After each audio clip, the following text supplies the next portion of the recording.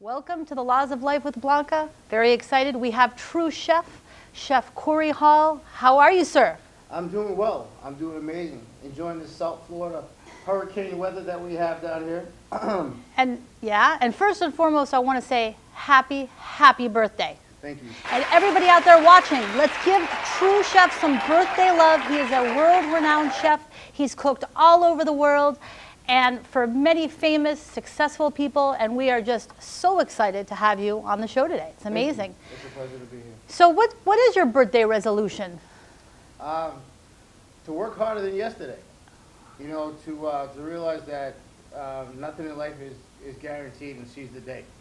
And just so you know, in addition to being an incredible chef, TRU CHEF is also a motivational speaker. He empowers men, women, entrepreneurs, and tomorrow is doing a motivational speech. So as a motivational speaker, what do you think gave you the fuel to become a motivational speaker? What gave me the fuel is the love for my son. Right now my son goes to school in London. And in order for me to be healthy, I had to let him go. So, you know, she's taking care of him. My other half is taking care of him in London as we speak. And I had to get healthy first. And I had to realize that I can't help anyone else if I can't help myself first. You know, I have to be happy, and I can't give my happiness away, especially to an invisible enemy like bipolar disorder, which plagues a lot of people around the world. Have you personally faced depression, those types of issues? Yes, I've suffered for a little over 10 years. Wow. In the military, I wasn't diagnosed. I've done some of the most amazing things that the armed forces has to offer. And for no rhyme or reason, it just went haywire, and I just couldn't put my finger on it. One minute I'm flying planes, and then the next minute I'm in a state and I don't know how I got there. Well, obviously you've overcome that adversity, and you write about that in your book, I Found Me. Yes. But tell the people that are watching, what's your #1 law of life to overcome that kind of depression that you went through? What do you suggest? Okay, I can only suggest what works for me. I'm not a medical professional. I don't know everything. But I do know how to ask for help. I do know how to go ahead and test things that work for me, that work in my realm of existence, so to speak. There's things in my life that I'm willing to do that others aren't. I have nothing else to lose and everything to gain, in my opinion. So for me, I have to keep everything simple and repetitious, because when you suffer from bipolar disorder or some type of mental illness, it takes away from your focus. It takes away from your energy. In depression, you can literally not want to get out of bed, not shave, not shower, not eat. And all you want to do is sleep the issue away, and which causes some people to go ahead and self-medicate or whatever to ease the pain. So what eases the pain for me, since I no longer take medication against medical advice, which was a choice that I made, because they wanted me to have stomach surgery because I was on a regimen of medications that was causing an ulcer. Sure. So I knew that my last step, when I went to recovery, it was down here in South Florida. I changed my way of living so that I could get healthier, so my son would know that I'm not going to be defined by a disability. And how I did that was I changed my diet. Again, I stopped taking the medications, and I had to replace it with something. It's a give and take life. In my opinion, for me anyway. So if I'm going to go ahead and not take these medications that are prescribed by medical doctors, I have to do my own research and find out what works for me. And that was reverting back to what got me into college, which was the weight training, the self-discipline, the self-motivation, and the self-drive. And the work, you know, putting in the work. There's nothing like when I'm moving 500 pounds plus. What are the 3 top challenges you think you've overcome in your life? The three top in 3 words that I've overcome: humility, love, and respect. And what's your #1, I guess, piece of advice for staying so positive and becoming this world-renowned, incredibly successful chef? How did you go from that adversity and basically re-escalate yourself to a position of where you are today of confidence and of positive energy? Well, one, I had to go ahead and understand myself. I had to understand, I had to do everything in my power to understand what mental illness is. I had to understand manic 1, manic 2, insomnia, and these are all each individual, and with the disability that I have and the disability that I was diagnosed with, I could be attacked all at one time by each one. I was medicated for each one separately, but at the same time, they're all coming to me. You know, they just remedy the different symptoms. Okay. So for me, what I had to do was I had to dig really, really deep, and I was told that I had to change one thing, and that was everything. That was my way of thinking, that was my way of eating, the people I hung around, the locations I visited, Wow. and then learn how to ask for help. And then if you do seek the help, you have to go ahead and take that, in my opinion. Try it and see what doesn't work. And if it works, go ahead and run with it. If not, adapt and tweak necessary to according to the lifestyle that you want. I totally agree with that. You've got to try different things that work for your personality, that work for your schedule, that work for your personal life. And I think that's so true. So what's your favorite form of exercise? My favorite form of exercise is the bike rides. Because I only have a half a foot. When I was in LA, I was playing basketball with my brother. Big ups to Pooch out there in New York right now.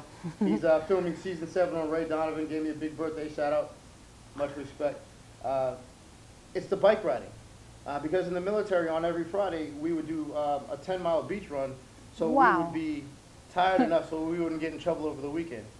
Since I can't run anymore because I severed my Achilles and then they had to remove some of it because of the scar tissue, I went ahead and I was tired of making excuses and pointing the finger and try to figure out what will work for me, and that would be riding the bike. So I start out generally every morning at about 04:35. Wow. And I get it in. And then I did that this morning when Brain said he needed me down here and to meet you. So and, nice.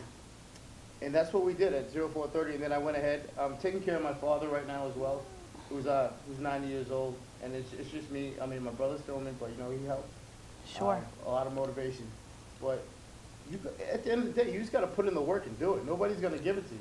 You got to find something that you love. So Yeah. biking, I mean, I personally love being, I actually bike too. Yes, guys, I know that's hard to believe, but I do. I started biking about maybe a month and a half ago, Okay. after I started the Doctor Studio Lean program. And then I also do Figuerella. That's a gym in Boca. And they've helped me a lot too. And I've just found different things that inspire me. But biking is a great connection to nature. Now let's talk about what you're great at, cooking. What do you see, like what is your favorite thing to cook? What is your strength? Like, I get that a lot. Whenever I meet a lot of clients or new clients around the world, they ask me what my favorite thing to cook is. My answer will always be first, whatever makes you smile. I love the challenge of cooking dishes that I've never made before. One of the great chefs that inspired me, especially when I was suffering through my mental illness, was the late Chef Bourdain. And he told me, you know, go out there and challenge yourself and go to different countries and just try things that you wouldn't ordinarily see. Now, me in the state that I was in, my mind was always there. It was always racing. Sure. And then I was like, once I got the help, I said, this is what I'm going to do, and this is how I'm going to do it. You got to build on yesterday, and that's what I do. You know, I stay focused. I ask for help, and then when I'm deviated off course, I have to recognize that. And that's through self-checks and balances, and that's what I've learned in recovery from Palm Partners down here in South Florida, which is where I went. And you just have to be consistent.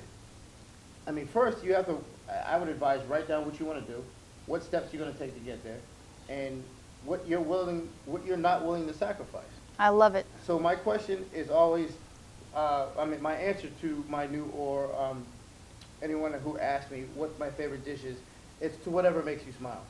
So when my customers come, or potential customers, they ask me, do I know how to make? If I don't know, I'm not going to sugarcoat it and say, oh yeah, I can. No, I will tell you that I don't know, but I will go home and practice because I've never experienced So it. you're open to trying to create a new dish, something Every totally time. off the... Now, what's your favorite spice? What spice is the best for the average chef like us? The average chef, it depends on what region. I mean, there's a spice that's... Florida. Oh, Florida, you have a melting pot. I mean, you got the island, especially here in South Florida. You've got the Caribbean right there. You know, then you have the Colombians and the Brazils, which aren't far away, the Cubans. Right. But like my favorite, I like to cook with island spices, so I'm gonna go with the Scotch bonnet.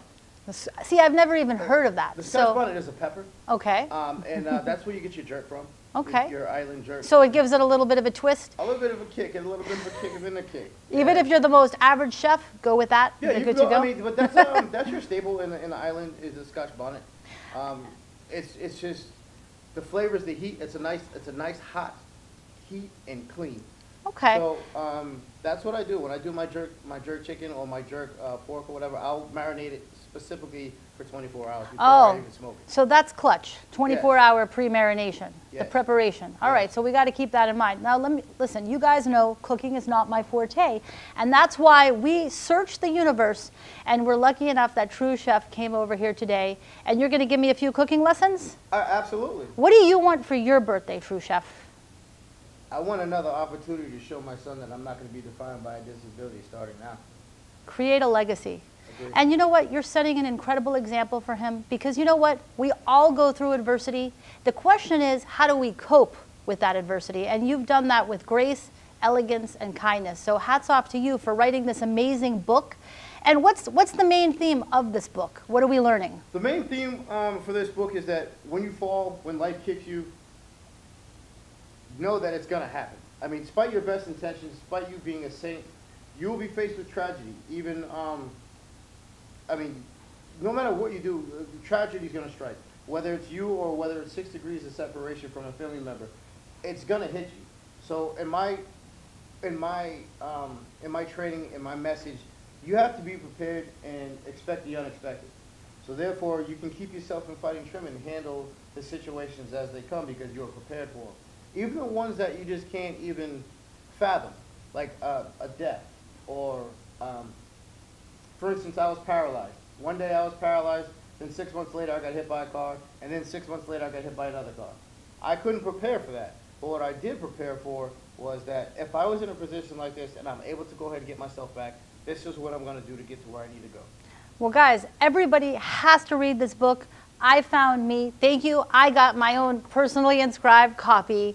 And if you guys want to get a personally inscribed copy of TRU CHEF's book, I Found Me, we can figure out a way to make that happen, right, TRU CHEF? Absolutely. You can go ahead and reach me on my Instagram. It's at TrueChef8384. And my culinary page, which also has a lot of my amazing clients on there, is at ECH_culinary_artistry. Or you can go to Adventures of TRU CHEF on YouTube. All right, guys, let's all join in. Let's support TRU CHEF. Let's wish him a super happy birthday. And the person out there watching that gives TRU CHEF the most creative birthday greeting will win one free ticket to our upcoming mastermind in Boca on August 27th. Have you registered yet? Go to www.lawsoflife.shop. TRU CHEF, thanks for being with us. I hope you guys learned something today. I know I did, and thanks for watching.